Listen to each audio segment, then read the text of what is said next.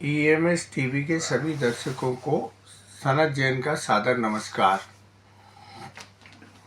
आज एक खबर आई कि भारतीय प्रशासनिक सेवा के मध्य प्रदेश कैडर के एक अधिकारी ने अपनी पूरी 5 करोड़ रुपए की जो अर्जित संपत्ति थी, जो उन्होंने स्वयं सरकारी सेवा में रहते हुए कमाया था, उसको रामलला के मंदिर में एक तरह से भगवान राम के चरणों पर अर्पित कर दिया है।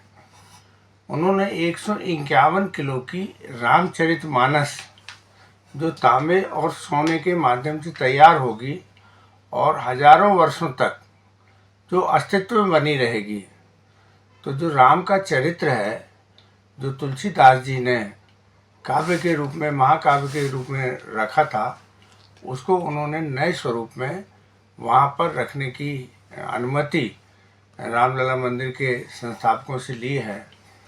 और जहाँ रामलला मंदिर का स्थान है, वहीं से लगभग 1 फुट की दूरी में रामचरितमानस को भी रखा जाएगा।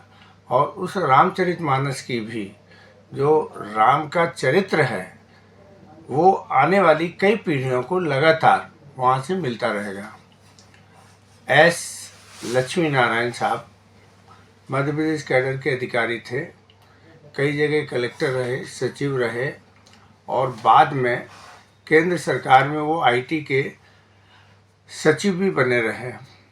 एक संवेदनशील और जो मानवता से ओतप्रोत, जो किसी भी व्यक्ति को तकलीफ को देखकर खुद तकलीफ महसूस करने लगे, ऐसे संवेदनशील अधिकारी ने जो काम किया है, वह पूरी समाज के लिए और लोगों के लिए एक आदर्श के रूप में सामने आता है कि उन्होंने अपनी सारी संपत्ति को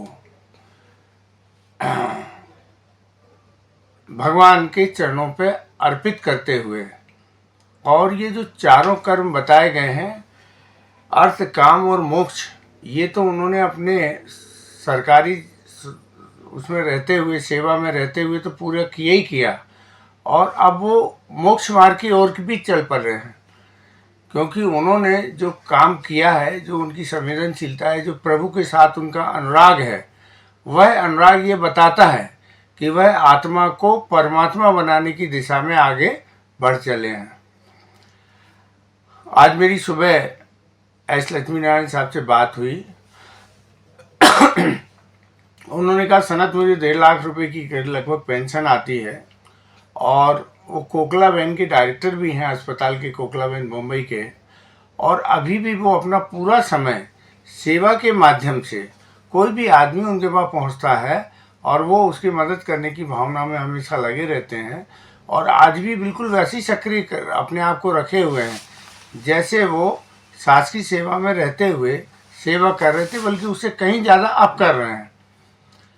आज मुझे ये वीडियो उनके लिए समर्पित कर रहा हूँ कि जिन्होंने अपने जीवन को, मनुष्य जीवन को सार्थक किया है, परोपकार में अपना सारा जीवन लगाया। सरकारी सेवा में रहते हुए उन्होंने अपने परिवार, अपने माता पिता, अपने से जुड़े हुए लोगों, और जो उन्हें एक सरकारी दायित्व के रूप में जो जिम्मेदारियां दी गई, उसको उन्होंने बहुत अच्छे तरीके से पूरा किया।